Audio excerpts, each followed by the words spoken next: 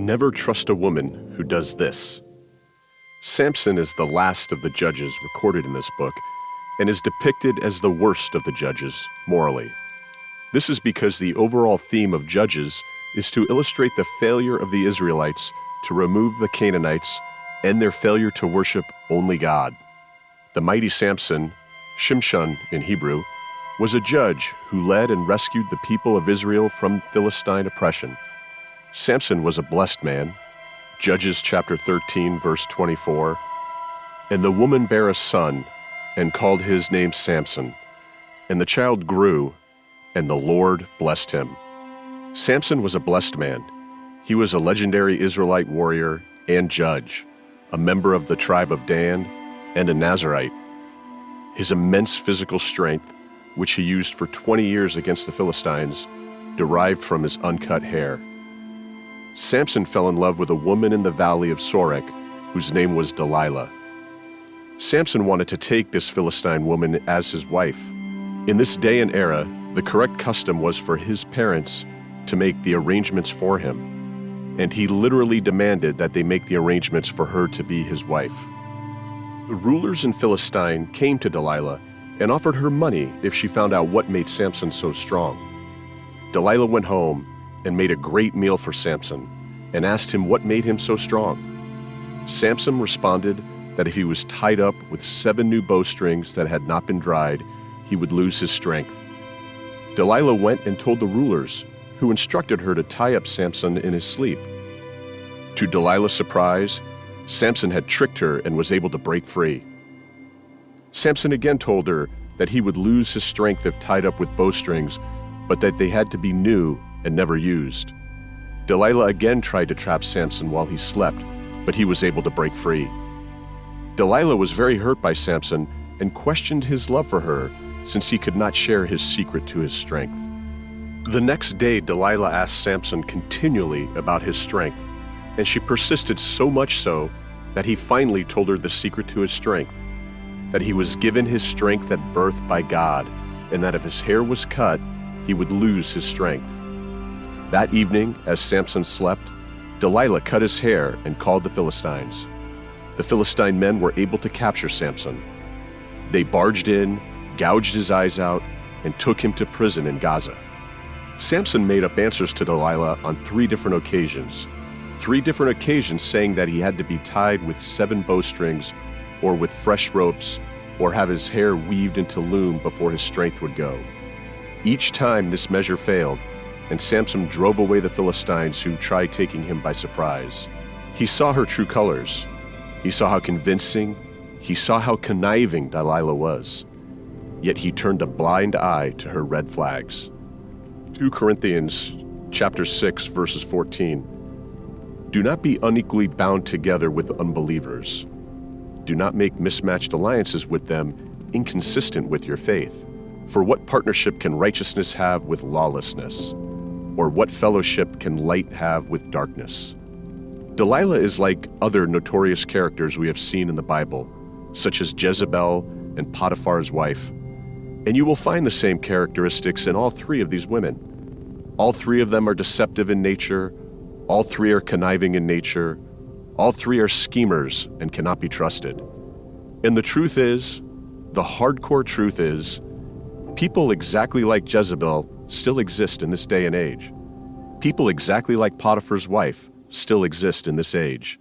People who lie and accuse you of things that you never did still exist in this age. And people like Delilah still exist.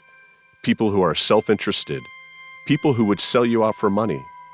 People who would send you to your death, all for money. The hard truth is, there are women that you should not want or have in your life. And equally, there are men as you women should not want anywhere near your life. Just because someone smiles at you and talks a good game does not mean their intentions for you are right and honorable. Don't be naive. Women like Jezebel and Potiphar's wife are still alive and well. Women like Delilah are still alive and well. Do not be naive. I believe Samson was mesmerized by the beauty of Delilah. Rather than love at first sight, it was lust at first sight. This same lust is what led him to the compulsive decision to marry a woman he was not supposed to marry. Lust will make you act on impulse, without thinking or assessing the situation. Lust will have you jumping headfirst into bad decisions. And that is why lust is such a destructive thing. Because lust has the unique ability to blind you. Lust has the unique ability to impair your vision. To hammer home my point about lust can blind you, notice that when Samson justifies his desire to disobey and marry a non-Israelite woman, he says to his parents, "She is right in my eyes." She is what? She is right in my eyes. How fitting, then, is it that Samson's pursuit of doing what is right in his own eyes ultimately cost him his eyes. Lust has destroyed great men like Samson. You and I are not immune. Lust has a history of men and women it has destroyed. Lust will drive a person to make stupid and hasty decisions just to acquire self-pleasure. Lust makes people go to where they ought not to go. It makes them to accept what they ought to reject. And it makes people to make stupid decisions. Lust will make a man to forfeit and destroy a 20-year marriage for 20 minutes of pleasure. Isn't it foolish for a man who has built a 20-year marriage to forfeit his wife and children and begin to pursue a young woman for 20 minutes of pleasure? What is the wisdom behind a man leaving his wife behind to pursue another man's wife? Lust blindfolds a man and robs him of his wisdom and strength. And one of the biggest lies you will hear is that lust is a male-only problem. No, it is not. Women struggle with it just as much as men. There are women that have had great potential, but lust clouded their judgment.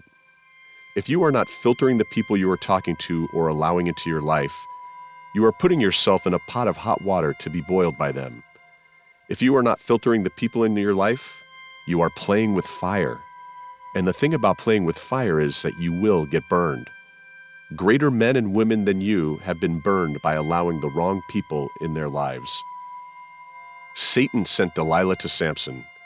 Samson was so powerful, but he could not see. The destiny of Samson was cut short, and he died with his enemies. If the devil sends anyone into your life and you let them stay because you couldn't see their true intent, you're setting yourself up for disaster. Now, for you as an individual, I want to ask you the question in other people's life. Are you sent by God or the devil? Are you encouraging other people to live godly lives, a life of purity? Or are you encouraging other people to live a life in sin? Be honest with yourself. Are you a Delilah in someone's life? Or are you a blessing in someone's life? Are you a Potiphar's wife in someone's life? Or are you a gift from God in someone's life? Are you a Jezebel in someone's life? Or are you a gift from God in someone's life?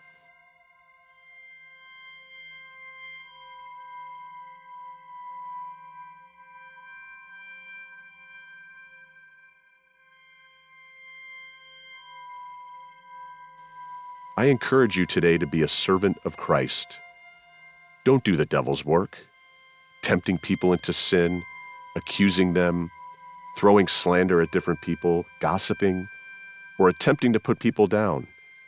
Don't do the devil's job. Who are the people in your life right now? Are they supposed to be there? Who are the people you are telling about your success? Are they supposed to know about it? Who are those you are celebrating your blessings with? Are they supposed to know about it at all? Are you sure you are not making a mistake telling some people about your plans?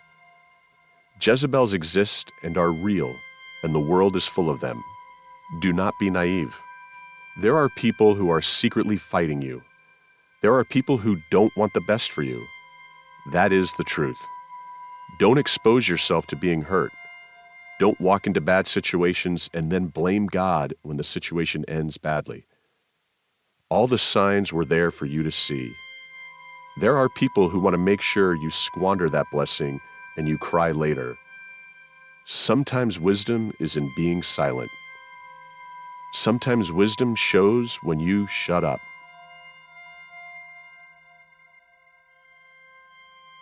Wisdom shows when you filter the people you allow into your life.